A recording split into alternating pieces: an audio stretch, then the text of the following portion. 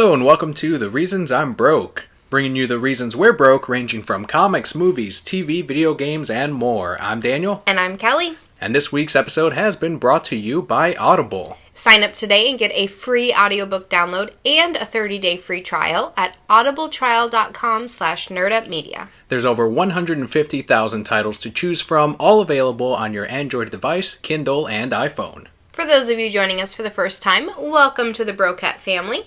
The way we lay out our show is first we start off with some news, ranging from comics, movies, TV, video games, and more, and we follow up with our comic book pull list of the week. But first, for any Brokettes that tuned in last week, they knew that we had an episode, but we put it out early because of Black Friday. We had zero time to record a new one.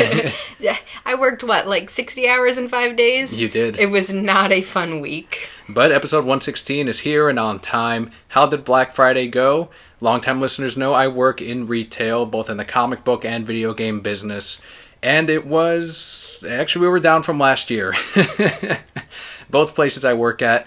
We still had a great year, but it wasn't as high as last year. You know, I heard that everywhere was down from last year, though. They were anticipating that Cyber Monday was going to be bigger because Black Friday was so low. What was interesting is 2 weeks before Black Friday, we had some amazing weeks. So we're speculating that a lot of people did their shopping then, just as I'm all for that. Like, definitely do your shopping before the holiday season. Avoid all that traffic. Right now, if you don't have your holiday stuff done, you should get it done. Like this right now. Stop as you're going, put this podcast in your car, and get out there and buy your presents. Well, we need to stop recording now so that I can go do all my holiday shopping. You haven't finished yours? I've not done any holiday shopping. Shame on you. You know You're what? the reason why I get so busy out there. Kelly is the reason. But I don't go out and do shopping. I do it online. Well, now you're contributing to no stores being around. It's gonna be in Kelly's future. You know what? It's drones dropping off products at your front door. It is a bleak, bleak future. Nobody's getting presents now, then. All right, that's fine too. It's horrible. See, what gets me is at the comic shop when people ask for a book and they want a recommendation. They're okay. Well, how much is it? All right. Well, let's look at the back with the barcode. $16.99. Oh, I'll get it cheaper at Amazon. Thanks. Fuck you. Like those middle fingers you're throwing around up in here. It's because you're shopping at Amazon, which, yeah, it's cheaper, but you're not supporting the local businesses, right. So people like me won't be around to tell you how the book is. There's online reviews. Go look at it there instead of fucking wasting an employee's time. But it was a lot of fun. We had the regulars come into the shop, and it's always great to see them. They came by, kept us company, brought us food, a lot of them, and it wasn't insane at the comic shop. Now, at the video game store, that was insanity. Like, it was just nonstop ringing. What system do you think was the one that was selling the most? We talked about the bundles last week. Wii U.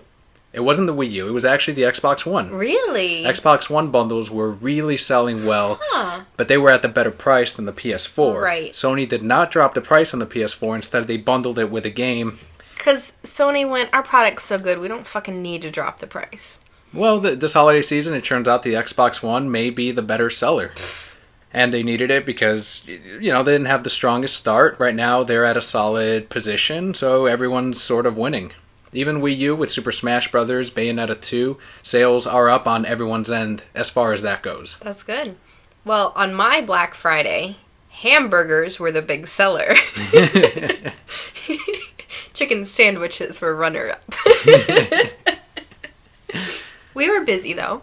That's good. It's the holidays. We're always busy. Yeah. But those hamburgers, man, you guys better jump on those.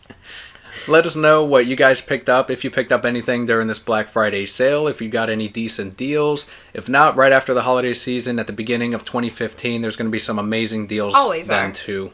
Buy your TVs then. And right before the Super Bowl. So we're going to kick off our news with some Pokemon news, video game news. Pokemon Pinball Ruby and Sapphire will be coming to Japan's eShop on the Wii U. It will feature the entire Hoenn Pokédex and will arrive on December 10th. We have no word yet on a North American release, but it'll happen. Come on. I'll be there to buy it. It was such a fun game. Did you ever play that? Mm-mm. It's a blast. I was love too it. busy playing real Pokemon games. Right, like Pokemon Snap, because Yes, that's a real one. I'm so excited!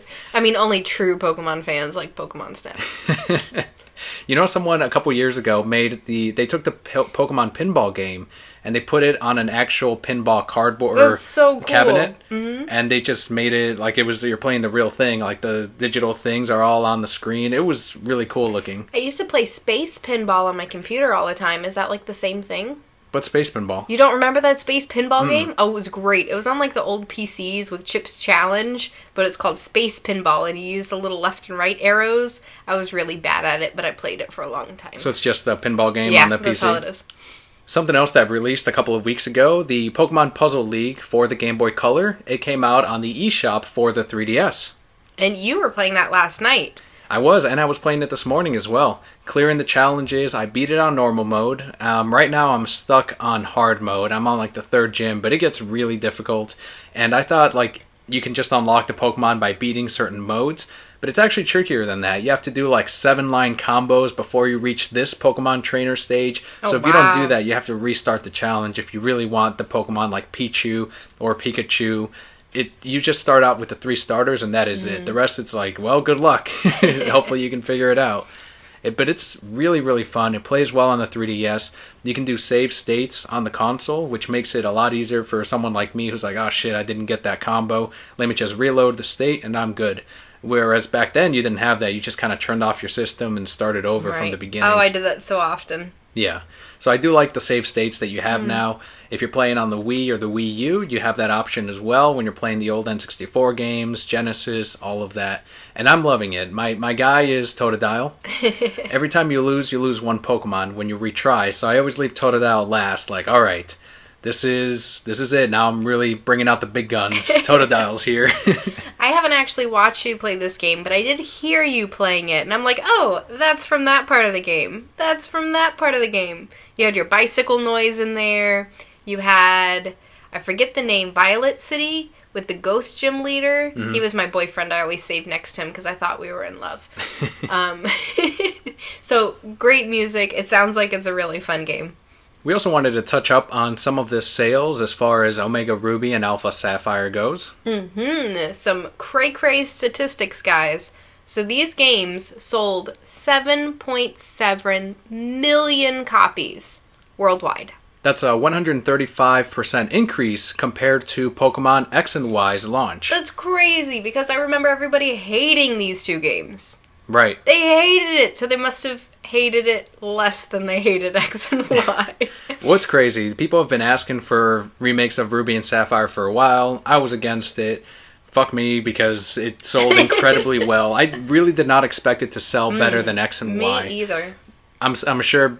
Here's the thing about X and Y. A lot of people got back into Pokemon with X and Y. We talked about how it was smart of them to include the original starters as part of the storyline. You start off with one of the new ones, but you can get one of the old Squirtle, Bulbasaur, or Charmander as you progress. Like, just progressing, you get those.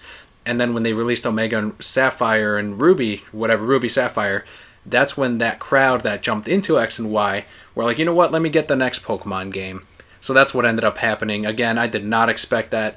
The sales were awesome on X and Y. I thought for sure they were going to be weaker this time around. Not the case. I'm very excited. Good job for Pokemon. Bring out more. Remake Yellow version. Remake Pokemon Snap.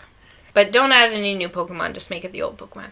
And then remake Gold and Silver again. Because, come on, that was the best remake they made. It was really good. It was amazing. I still need to play that some more. Some people would argue that Pokemon Yellow is the best remake because it fixed all of the problems from Red and Blue, and it got you all of the starters plus Pikachu. That rhymed.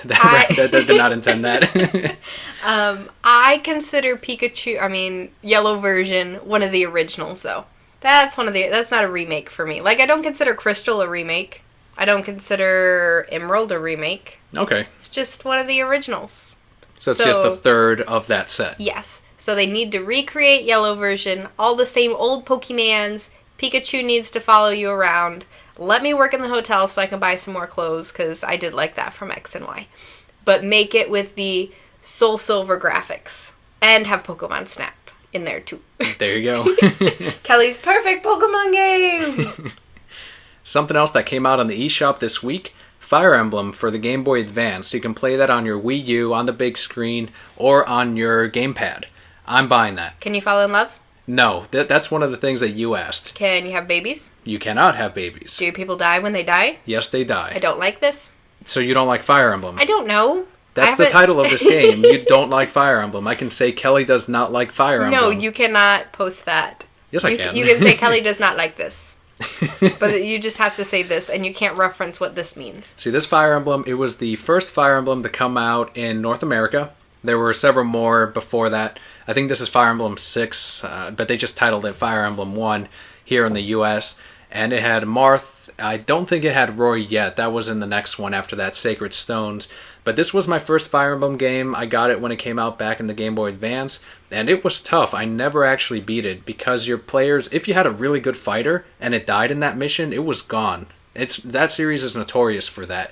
Those new mechanics that you were talking about, like the falling in love, having kids, all of that, they just barely introduced in Fire Emblem Awakening. And they're amazing. Yeah, they're really good features. But this is Fire Emblem at its core, like just this very difficult, turn by turn. If you lose, you really lose. But like I mentioned earlier, you have the save state. When I first had the game, I had to save the game right at the menu. And you started at the very beginning of the mission. Some of these missions go on for half an hour, sometimes a little more. So when your character died and you're like, fuck, I have to start over, you have to decide whether or not it was worth replaying that same mission for 30 minutes. Or just being like, you know what, I'll just lose this guy and hopefully I can beat the rest of the game with these weaker leveled characters. But now with the save state, that's going to help me out a ton. Because now I can be like, okay, well, I'm going to save halfway through and I should be fine. So I'm really excited. I'm going to watch you play and just ask questions like, are they in love? Why aren't they in love? Why haven't they had a baby yet? And you're going to see the better presentation to Fire Emblem. Back when they was sprite-based and you had all these crazy animations and it's beautiful. Really nice. But they can't fall in love. But they can't fall in love. That's right. You can pretend. I'll have characters together. Okay, fine. That'll make me happy. Thank you. You can make up your own love stories. And I'm so good at making up love stories. I'm going to have some fan fiction for y'all up in here.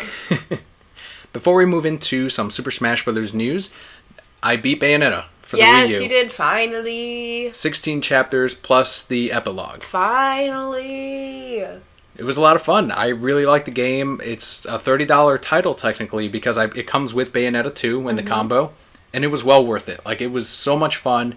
And I heard some of these mechanics from the first game are fixed in the second one. To me, it just gets me more excited for the second game because it's already really good. To learn that it's going to be even better when I do decide to start it, it's a great feeling, and I really enjoyed the game. Good, I'm glad. I only got to see a little bit of it, but I liked what I saw. If you have a PS3 or a 360, you can pick it up on the cheap. Or if you have a Wii U, pick up the combo because it's a really good game. Pick it up on the cheap. That sounds like real shady. Like, we got Bayonetta on the cheap over here. Oh, the game's like 4 or 5 years old now. It's pretty old. Well, as long as you don't go around shooting guns from your feet, because you are very impressionable. Just like that Mega 64 video. If you guys haven't seen it, it's really good. But now that you're done with Bayonetta, you can start playing your Smash Brothers. Yes, I can, and we do have some Smash Brothers news from the creator, Masahiro Sakurai. Yep, the Smash Brothers creator has said that this will be his last game. It does not surprise me. Throughout the development process, he talked about how this was really taxing on him. At one point, he called it a noose around his neck. Like, oh, wow. Yeah, it's insane. Should have just called it a child. Like. That's another name for those, right? In an interview with Game Informer, Sakurai said, "I can't positively declare there won't be another Smash Bros. Game. With both Melee and Brawl, I made those games with the thought that there wouldn't be any more sequels. Thus, I really can't deny the chance for another.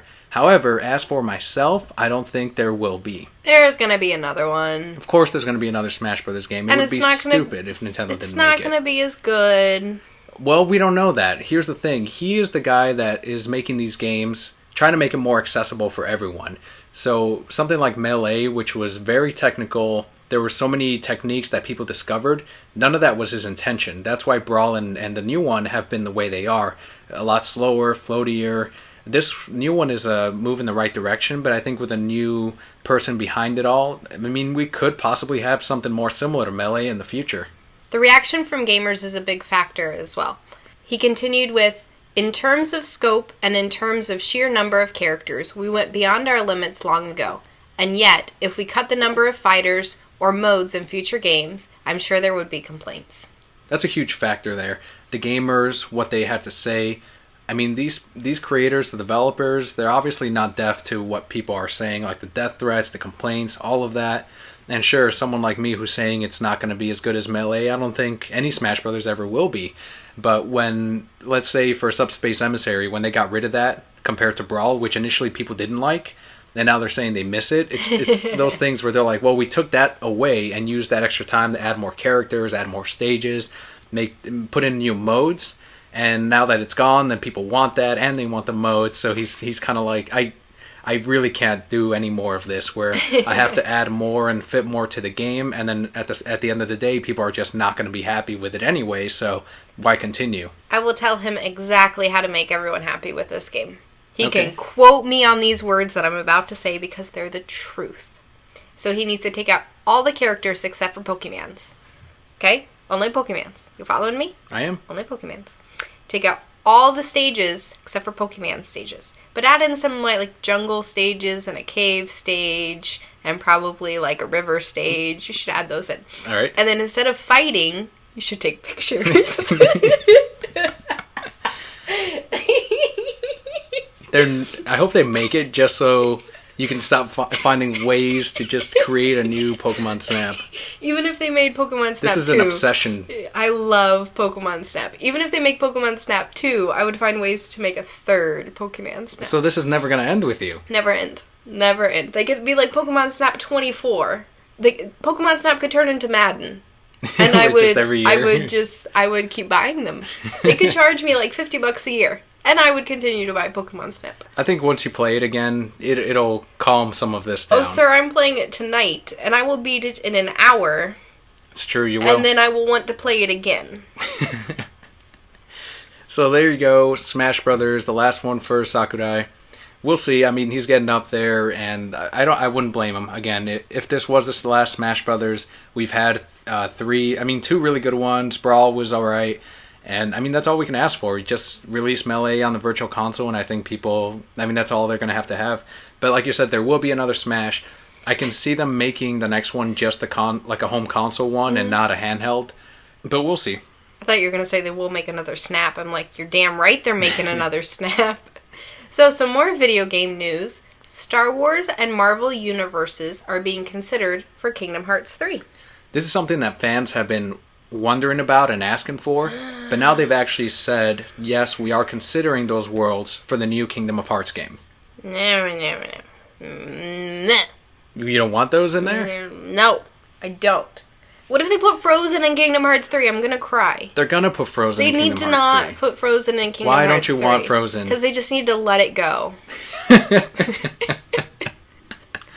Let the money go into their wallets when they put that shit in there. I am so sick of Frozen everywhere I look. Sick of it.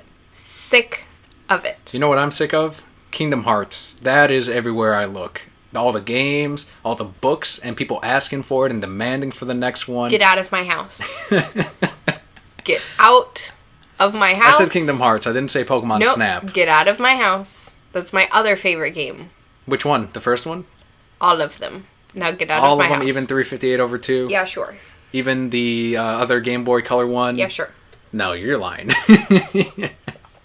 Don't diss my Kingdom Hearts, man. We're going to get into fisticuffs here. So that doesn't make you happy, but they're going to do it. They will. What are they preserving, though? Why are you unhappy about it? I don't know. I didn't like Tron in there either. This is nerd rage. That's what this is. Probably. Irrational nerd rage. Okay, you know what would make Kingdom Hearts better? What would it be? If they only kept Pokemon. No, here we go again.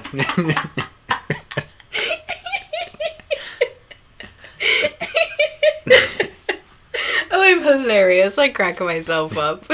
Oh, okay, no. Okay, so, really, do you want the Avengers? I'm just so angry I can't even speak. Avengers with your Sora and your Donald? Do you want Donald to be like, Hulk?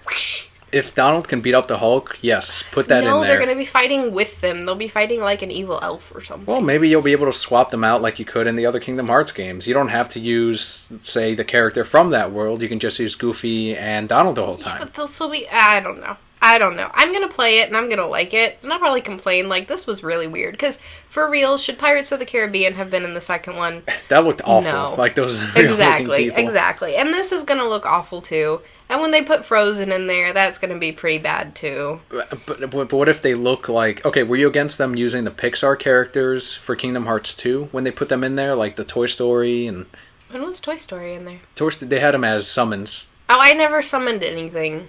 I think I summoned Simba once, and I'm like, this was weird. And I never summoned him again. Look, they can't just use the same worlds they've been using before. Yes, they can. No, because then people are going to say that it's the exact same game.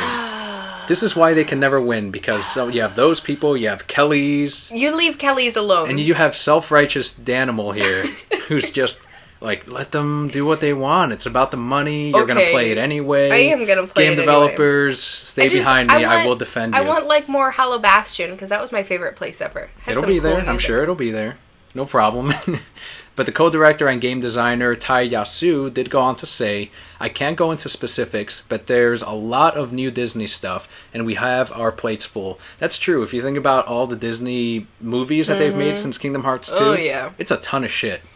He said, nothing's off limits. We're considering all of the worlds. There are so many wonderful concepts. We're happy about that. But at the same time, it's really tough to choose. I would not be surprised if they put in a Star Wars and he had a lightsaber keyblade. Oh, that'd be kind of cool. Let's be real. This prob's going to happen. That'd be awesome. Come on. Yeah, fine. So we have a question of the week for Broquettes and listeners out there. What new Disney worlds would you like to see in Kingdom of Hearts 3? It's Kingdom Hearts, not Kingdom of Hearts. Whatever. Okay, 3. so what's your answer? I want to go into Monsters University. Damn it, that was mine. Stop it. Why'd you take mine? Or Ponyo. I would love to see Ponyo. Let's go into some Miyazaki worlds. Like, that would really surprise everyone. Mm-hmm. I don't know if Miyazaki would actually allow it to happen. Not. But yeah, let's do Ponyo, let's do Spirited Away, all of those places. I would love to see Monsters, Inc. in this, like, in a side note, like we had with Winnie the Pooh. Remember where they were just, like, fun things? Like an extra world, right. I would love to see that with Monsters, Inc., where you have a little mission where you have to scare kids without being seen. Or little things like that, I think would be so much fun. And just seeing, like, the Monsters, Inc. version of Sora and Donald and Goofy, that would be great. One mechanic I do want to see return, and this was from the 3DS game. Swinging on the vines? No, absolutely not. It was the fact that you can pick your own partners, like, yes, Goofy and Donald weren't in it, but you had the next best thing. You had motherfucking frogs with shields and swords. And there was, like, the king frog, there was the chef frog that would burn them with his saucepan, and then there was the night frog as well. You had all the frogs. I had an army of frogs. Like, those were my partners, and you can even paint them. I had, like, the black frog, and then I had, like, a blue one, and it was awesome. I love the concept. They grow with you. You can equip them with different moves. That's not going to happen. I loved it. But it's not going to happen. You don't know that, because they really pushed this concept in the new game, and I really want to see some part of that return in Kingdom Hearts 3. I don't think it's going to happen. But we'll see. Nice try.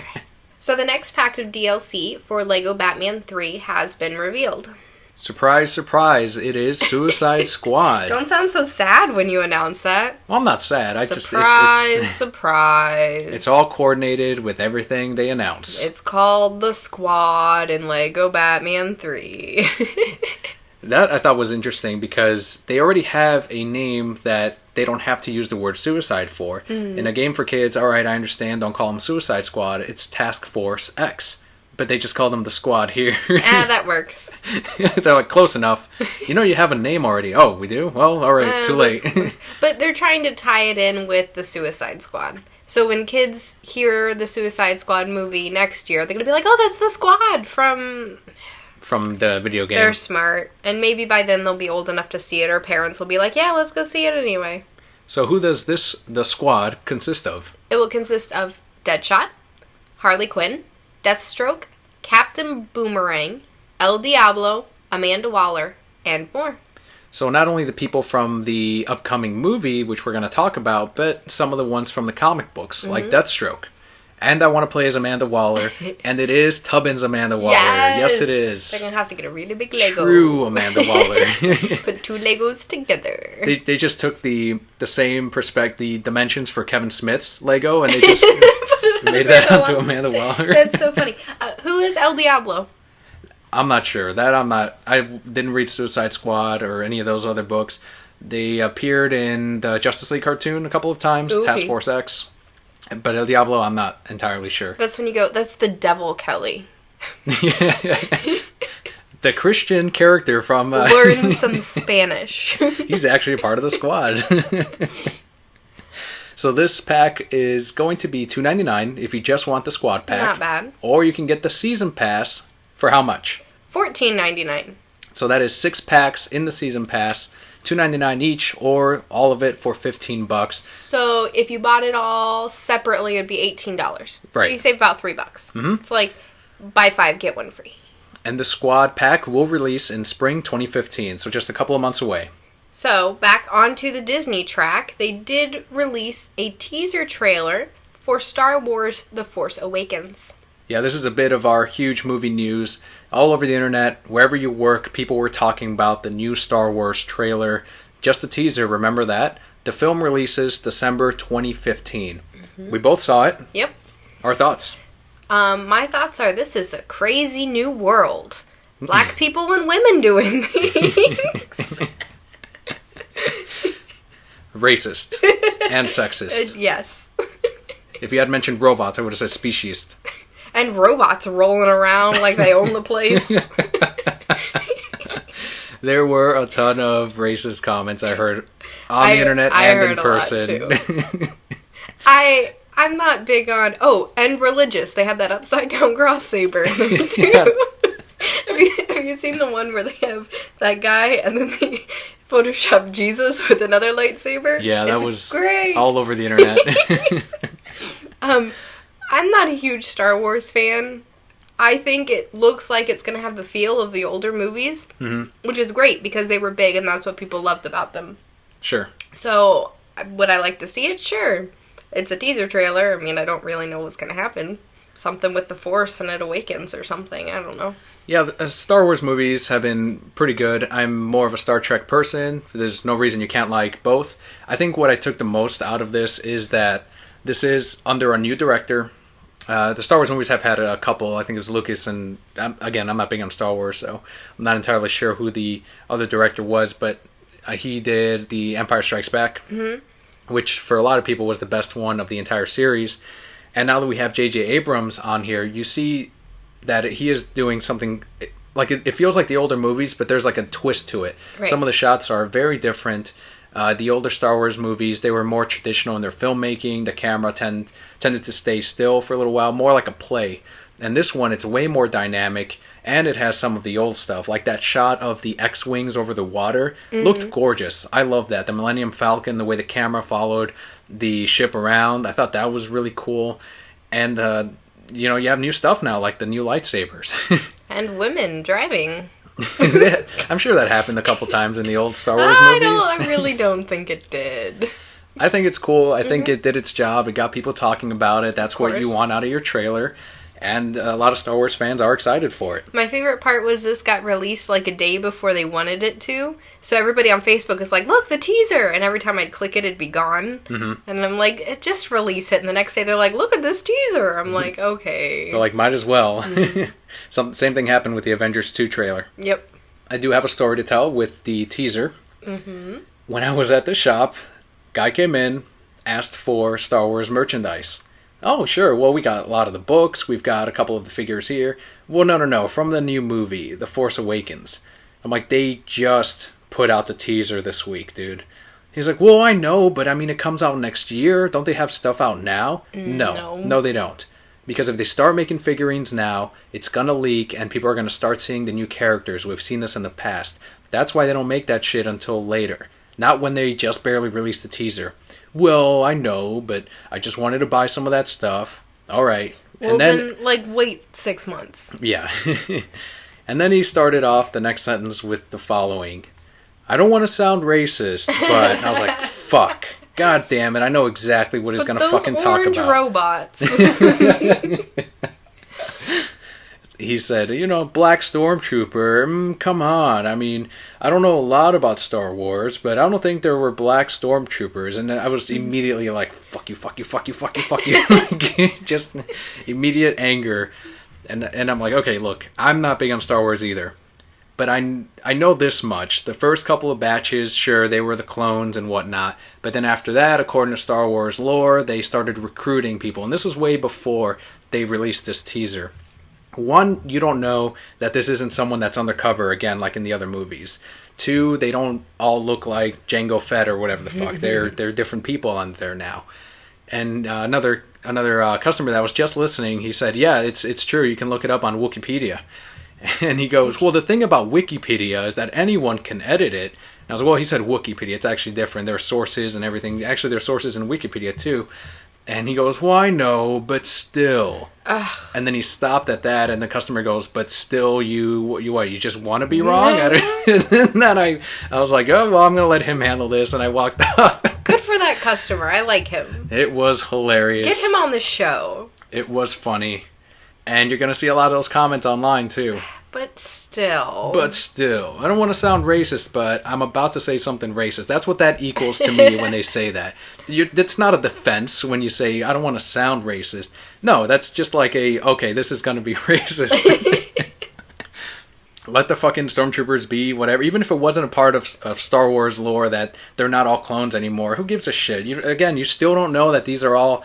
that it is actually a stormtrooper. That's probably, to be honest, that's probably one of the main actors in the movie. Mm-hmm. Probably undercover. Maybe it is a storm that becomes a part of the fold of whatever characters they're building. Maybe that is the next Jedi. We don't know. There's no information out there about any of this. So you can't really say anything about what they showed, really. Just there's some cool shots there. They have the new style lightsaber, and that's it. But still... But still, that's going to be the title of this episode, I think. So moving into some DC movie news, from Forbes.com, a Justice League Dark script titled Dark Universe has been turned in. This is set to be written and directed by Guillermo del Toro. So this means Doug Jones will be in it. Please, let him be Swamp Thing. This means Pan from Pan's Labyrinth will be in it. He can be a member of the Justice League Dark. I would also like to see the Pale Man from Pan's Labyrinth. That could be one of the villains. And we'll just call it Pan's Labyrinth. And that'll be it. Can we have some of the Hellboy characters in there? No, it's just going to be called Pan's Labyrinth. Can they fight a giant Jaeger from Pacific Rim? Okay, fine. We can do that too. All right. And throw in Godzilla just for the hell of it. Think we have a movie. All right, done. So you're excited. Guillermo del Toro. Is he your favorite director? He and Scorsese. They're both up there for me. But your favorite is Pan's Labyrinth, right? It's your favorite movie of all time? I love Pan's Labyrinth. Absolutely. So, Justice League Dark movie. Constantine is already growing on you, just from the TV show. Yeah, but that's TV show Constantine. Are they going to bring in, like, a lame-ass Constantine who's going to be, like, movie/comic book Constantine? And it can be like, Constantine, you should just die. I want to see Swamp Thing in there, for sure. Zatanna, Constantine. But more or less, I'm just excited that they're heading in a direction where we could see a Justice League Dark movie. Some people are asking, why wasn't this announced as part of DC's lineup of movies? Well, look how early this is. A script just got turned in. Right. This could be a movie that doesn't even release till past their slate of movies, 2020. Or it could be another one that gets put out with whatever movie's releasing that year.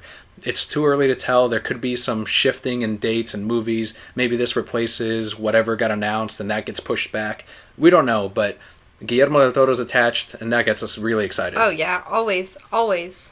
And keeping it with the DC movie news, Warner Brothers has officially announced and confirmed the rumored cast list in 2016's Suicide Squad movie.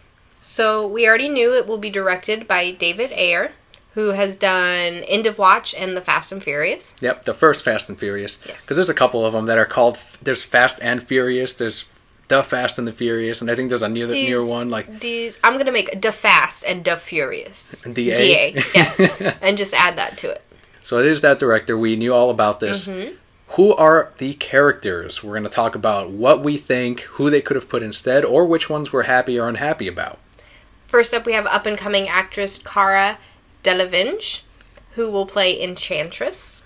Yes, this is kind of a no-name actress. We haven't seen her in too many things. So some people are saying that one of the casting choices here that we're going to talk about in a minute is way too big. They should have gone with some lesser known characters or actresses. And here we have Kara, who now people are saying, well, I've never heard of her. She's got no experience. She's going to be terrible. Be quiet. So again, whatever Warner Brothers does is wrong. So continue. Okay. We have Jay Courtney, who's been in Divergent and A Good Day to Die Hard as Captain Boomerang. There we go. Captain Boomerang, classic character. Mm-hmm. I can't wait to see him actually fucking throw some boomerangs around and kick ass. It's going to be pretty cool. That'd be a pretty cool superpower. But he's going to have a very updated costume. Of course. I see a lot of black, some high-tech boomerangs. Of course. Like Sonic boomerangs, batarangs. Possibly. He's really Batman. This is a great movie. This next one is probably the biggest one, I think. Margot Robbie from Wolf of Wall Street to play Harley Quinn. Harley Quinn. The reason I say it's the biggest one is because that is... People will come and see this movie just for Harley Quinn, just because this character is in there. She is immensely popular right now. This may be the height of Harley Quinn's popularity, and to get her into a movie as quickly as possible is essential. We've seen her make a little cameo in Arrow already, and now we have her being played by Margot Robbie in a Suicide Squad film. Can you have Harley Quinn without the Joker? We've talked about this in the past. This is a hard one for me. I know, you're the mega Harley Quinn fan. I know, this is a very difficult one for me because Harley is best when she's with the Joker. Jimmy Palmiotti and Amanda Conner have done a fantastic job of pulling her away from the Joker and still making her believable and interesting and so much fun. Well, let's not forget the Sirens, too. Yes, Gotham City Sirens was great. At the end of the day, Harley's at her best with the Joker. When she's that dumbstruck puppy dog, just blindly following him, and hey, Puddin', and then he slaps her around, and that's when Harley's at her best. So you like Harley Quinn with Catwoman and Poison Ivy on its own thing, but if you had to choose, you would rather have her be the henchwoman to the Joker. Correct. Very interesting. So it looks like you may get a mix of that. But let's keep moving with the next character, that is Deadshot, being played by Will Smith. Yeah, not a lot of you know who Will Smith is. He's been in Independence Day, Men in Black, little show called The Fresh Prince of Bel-Air for you oldies like me. Yes, he will be playing Deadshot. I heard some people are upset because they're like, oh, now his son's going to be in it because Deadshot has a son. And I'm like, that doesn't mean... Okay, whatever, fine. This is the one that people were most upset about. Will Smith in the movie. Because man needs some money. People, I guess. Let the man have some money. As soon as they announced this, I found out very quickly. I'm like, a lot of people don't like Will Smith. Holy shit. Or it could be that everything Warner Brothers does is wrong. So. Because he's from West Philadelphia, born and raised. On the playground is where he spent most of his days. It was just, I was very confused by the whole thing. Like, for me, I couldn't care less. I don't really care about Deadshot that much. Didn't matter to me who he was played by. But I'm like, okay, so people aren't really protective about Deadshot. But they still hate this casting of Will Smith. Is it because he got in one little fight and his mom got scared? What do you mean? He said he's moving with his auntie and uncle to Bel-Air. Is it still about Bel-Air? I don't see why people don't like him. I love Will Smith. I think he's great. He's done 2 movies in the past couple of years. That was the After Earth movie. That was kind of a flop. It didn't do well. And then Men in Black 3, which did really well for him. Good for him. I would love to see his wife be in this movie, too. Fish Mooney? Just because she's Fish Mooney in Gotham, and I think she does a great job.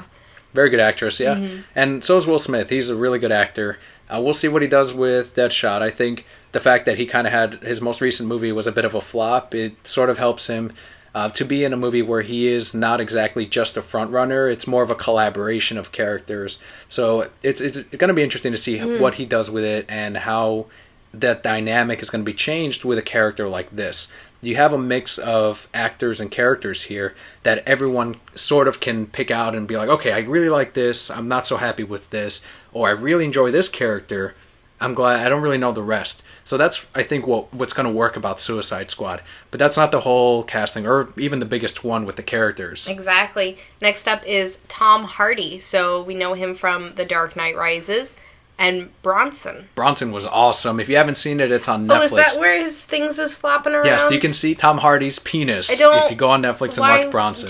It's flopping, thoe. What would it do? Defy gravity? I don't understand. I don't know.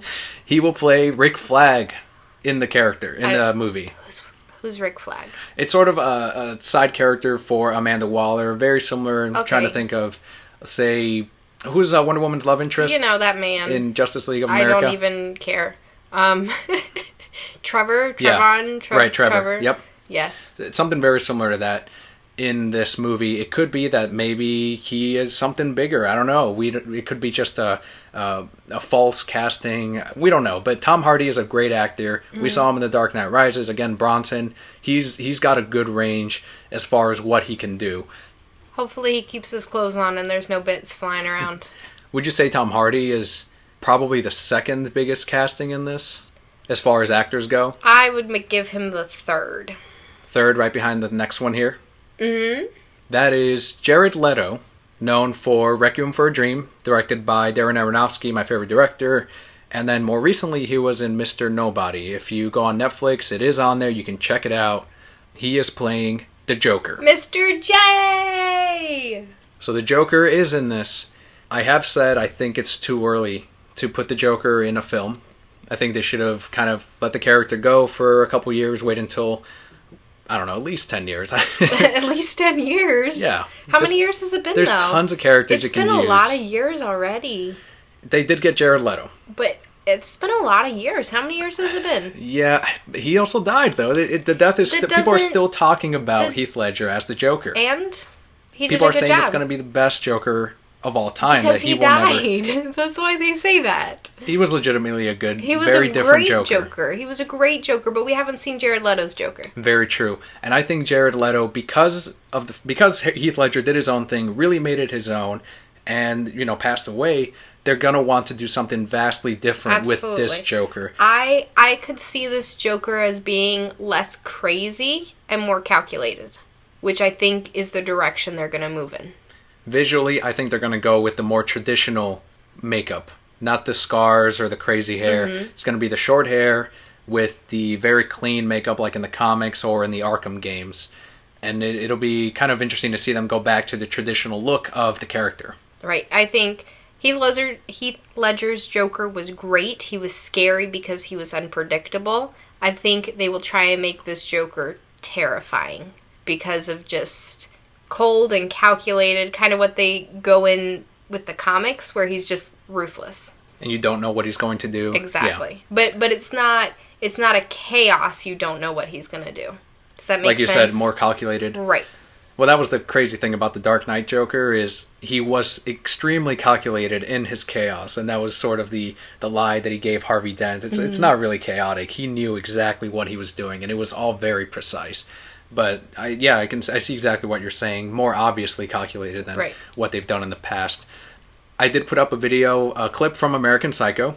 If you want to see the Dark Knight's Batman kill Suicide Squad's Joker, go on Twitter or on Facebook @ReasonsI'mBroke. You'll see Patrick Bateman murdering Jared Leto. It's hip to be square. Great movie too, American Psycho. Check that out. Jared Leto's in that too. So overall, what are your thoughts on Suicide Squad and the casting? You gotta wait till it comes out.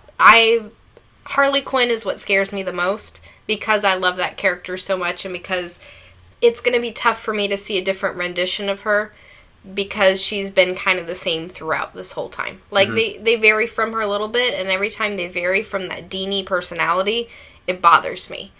I have only seen one clip with Margot Robbie, and I think she did a great job in it, so I could see her playing Harley Quinn. It's just going to depend on what she brings to the character. So I just have to wait and see. Whatever they end up doing, even if it ends up being a Harley Quinn that you don't like or we don't like, I can't wait for them to bring out all the merchandise, because that shit will sell and the comic shop will make money, because anything Harley sells. So that's the business side of me gets excited when I see Harley Quinn will be in this movie. I can't wait for all that stuff, the statues, the posters. They'll probably do a comic tie-in.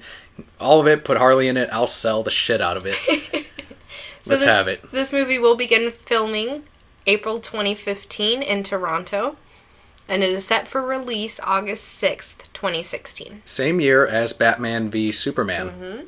In the future, can you see the Suicide Squad going up against the Justice League in a later film? Maybe in Justice League 1 or 2, maybe make an appearance? I would see an appearance. I don't think they would do an entire movie where they're against each other.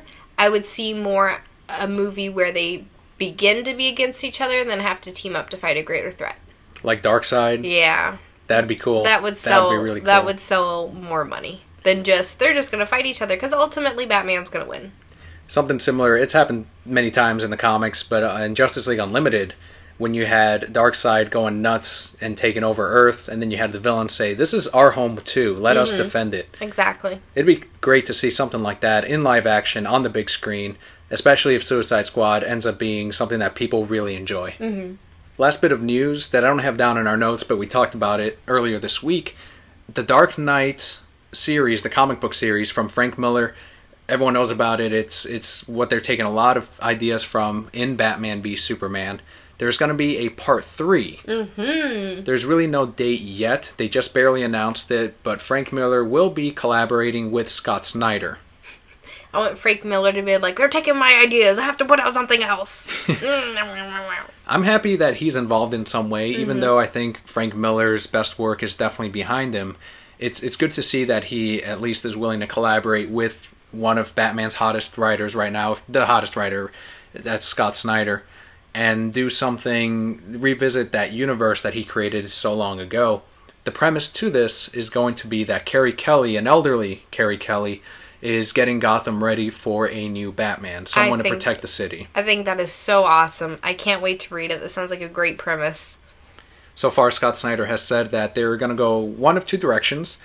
They definitely don't want to do a bunch of different books like before Watchmen. They want to do one single book, but they are considering having different artists as different issues. That'd be really interesting. But he said his ideas include Jim Lee, his artist on the Wake as well. But as we get closer, I think I can see this releasing in 2016 to go with the Batman v Superman movie. I'm sure. And then at that point, they can do super collections of The Dark Knight Returns and then this new book and just have this be a whole year of Frank Miller's Batman. So that will do it for our news of the week. Before we get into our comic book pool list, we just wanted to give you our free Audible audiobook recommendation of the week. This is William Shakespeare's Star Wars, the saga of a wise Jedi Knight, an evil Sith Lord, of a beautiful princess held captive, and a young hero coming of age. Star Wars abounds with all of the valor and villainy of Shakespeare's greatest plays. Don't forget, this audiobook, or any other audiobook that you choose, is free with your trial when you sign up at audibletrial.com/nerdupmedia. Brokettes get a free audiobook download of their choice along with a free 30-day trial. Again, that's audibletrial.com/nerdupmedia. Are you excited for Star Wars? Check out the William Shakespeare version. Get it for free. Hey, this is Brock from Pokemon. And James from Pokemon. And you're listening to the Reasons I'm Broke podcast. Which is one of my favorites. Why? Because so many girls listen to it. Which is unlike me, because no girls listen to me. I don't know what you mean. All the girls listen to me, especially Jessie, though she still has yet to help me capture Pikachu. And with that, we can move into our comic book pull list of the week. We had no Marvel books this week. We did have 2 independent comics and then a ton of DC stuff.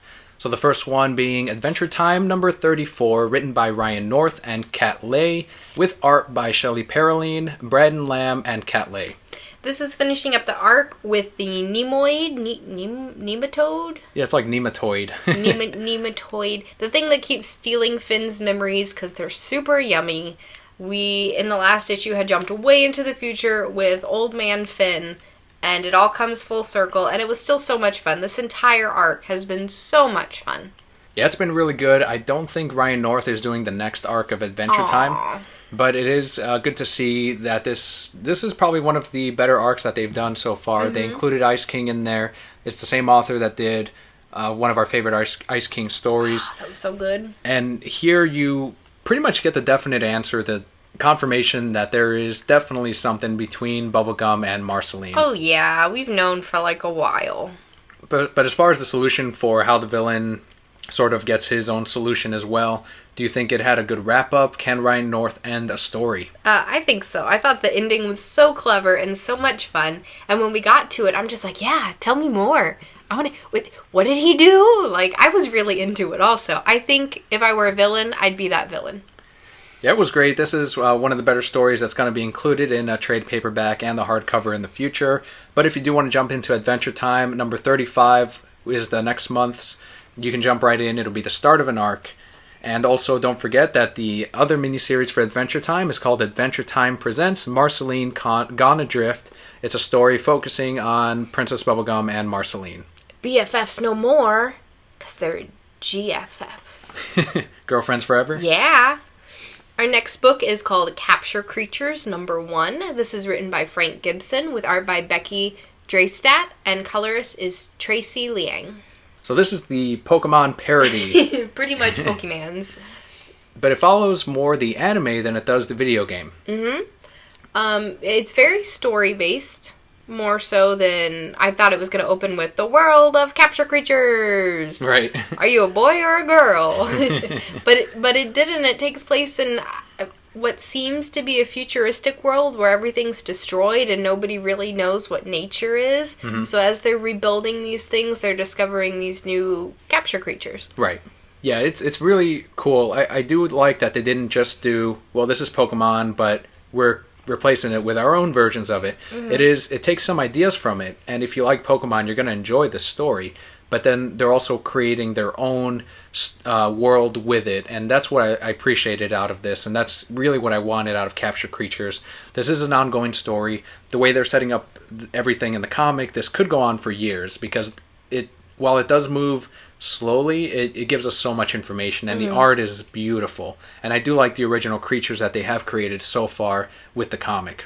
I'd say if you don't like Pokemon, I wouldn't recommend it. Oh, no. But if you like Pokemon, you're going to catch a lot of the references in here and really appreciate it that much more, especially if you watch the original anime. And next is Detective Comics number 37. This one's written by Francis Manapool and Brian Buccellato, with art by Francis Manapool. Anarchy. Anarchy has struck in the New 52. I'm just gonna cause problems. Because I'm anarchy. And I'm deep and problematic like that. Just stop, Anarchy. Nobody cares.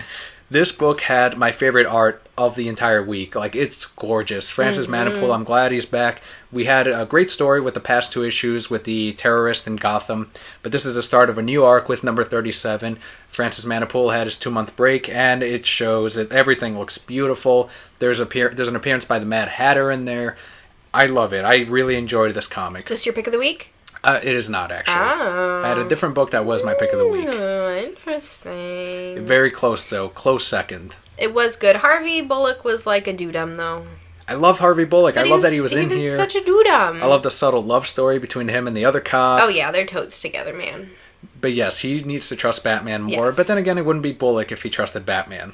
I agree, though. It was a great book, except for Anarchy being, like, wanting attention or whatever he was doing. Batman needs to put him in his place. I'm gonna do this thing to this man and leave my mark here so you know it was me. I hope Batman tells him no one's gonna remember you. No one will ever remember. And he'd be like, no, I just want to be recognized. It's exactly what's gonna happen. Next up is Gotham Academy number 3. This is written by Becky Cloonan and Brandon Fletcher, with art by Carl Kerschel. And the colorist is Geyser, like Old Faithful Geyser, Serge Lapointe, and Missasik. Continues with a ghost story. Trying to figure out where everything is haunted and what. And there's a love story. I still think this comic has some pacing issues because we begin and it picks up right where the last comic ended. But then it suddenly jumps to, like, the next day, and there's, like, a whole different story with the ghosts. It just needs to tighten up a little bit there to really be a great book.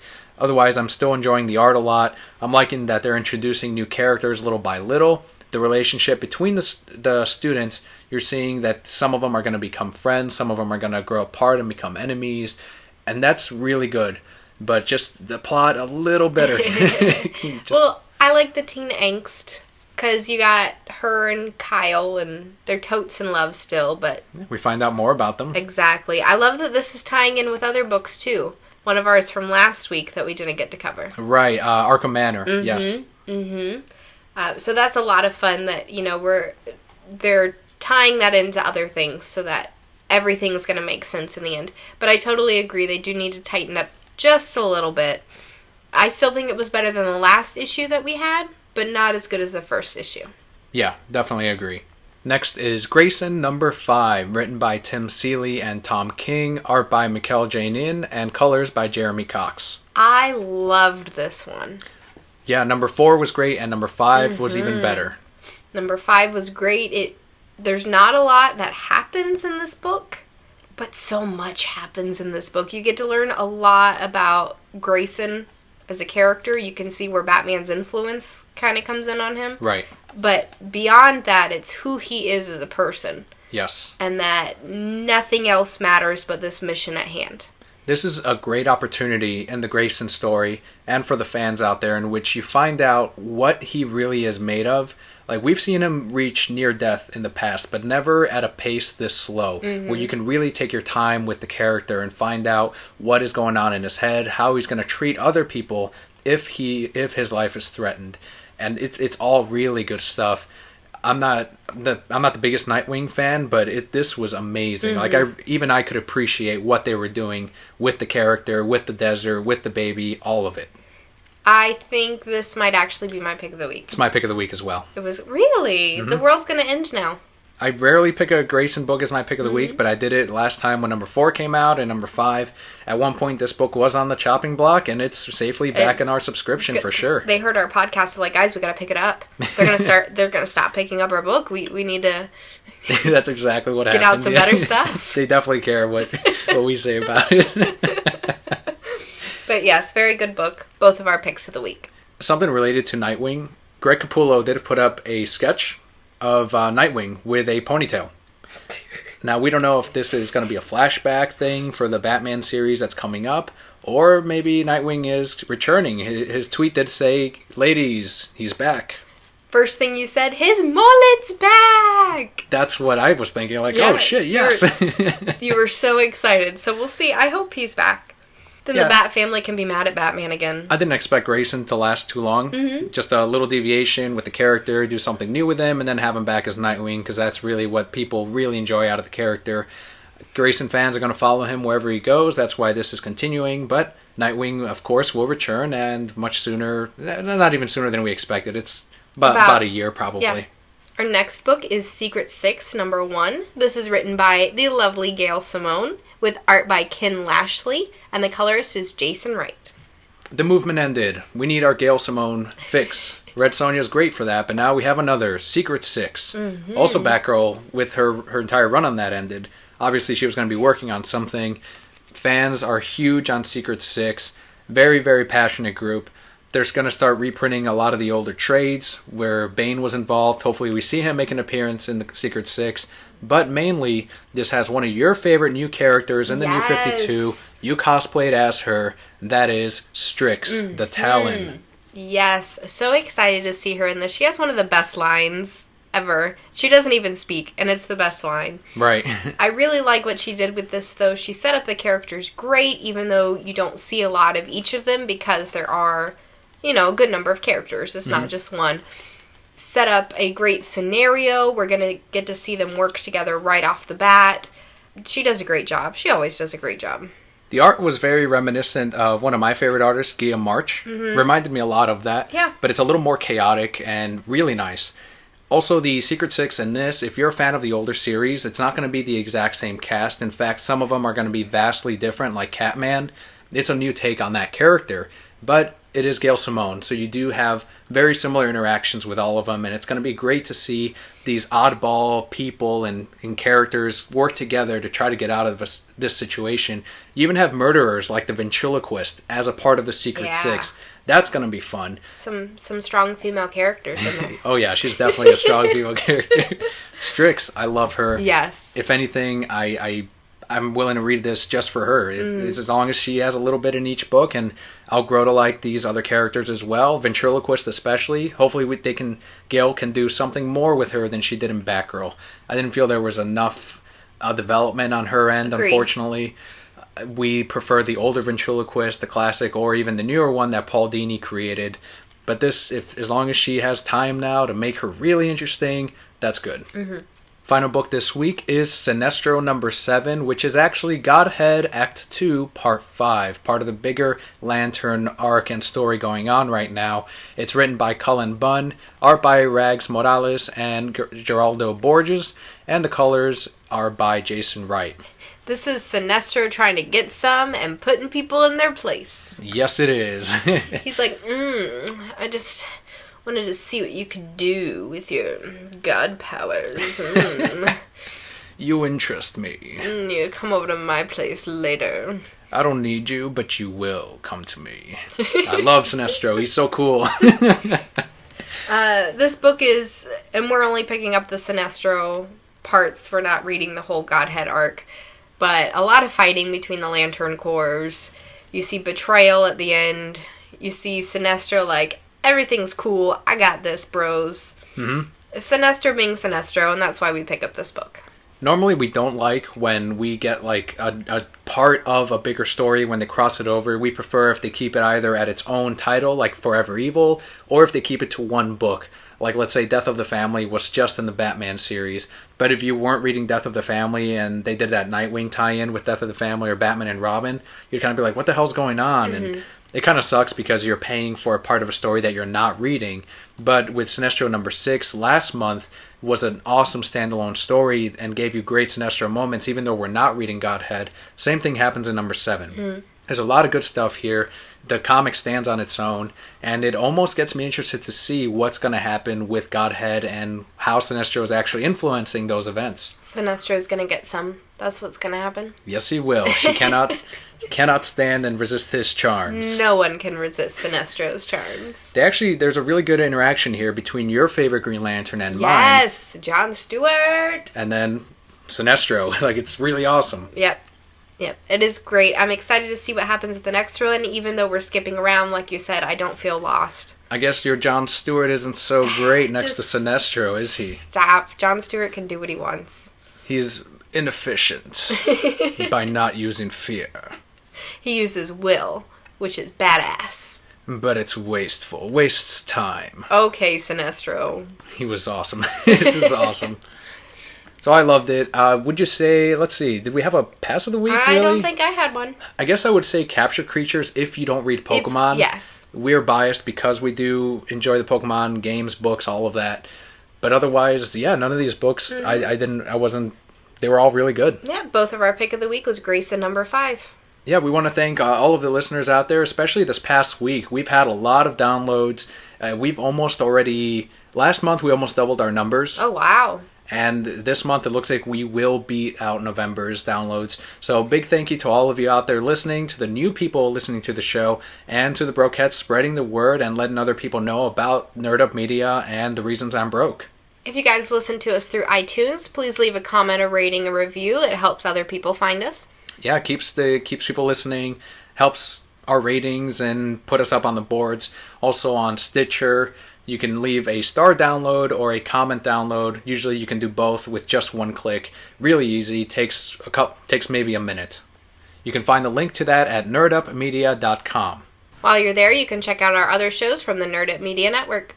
That's right. You can also head on over to nerdupmedia.com/shop. You can donate for a t-shirt. The costs go towards the shipping materials, the materials for the t-shirt, and the server costs for the audio podcast that we have on nerdupmedia.com. For a donation of just $16.99, you get to choose your color shirt with corresponding logo, and it comes in a variety of men's and women's sizes. Exactly. So again, head on over to nerdupmedia.com/shop to check out the choices and to donate. As always, thank you guys so much for listening. I hope everyone has a wonderful and safe holiday season. I'm Kelly. And I'm Daniel. We'll see you next week.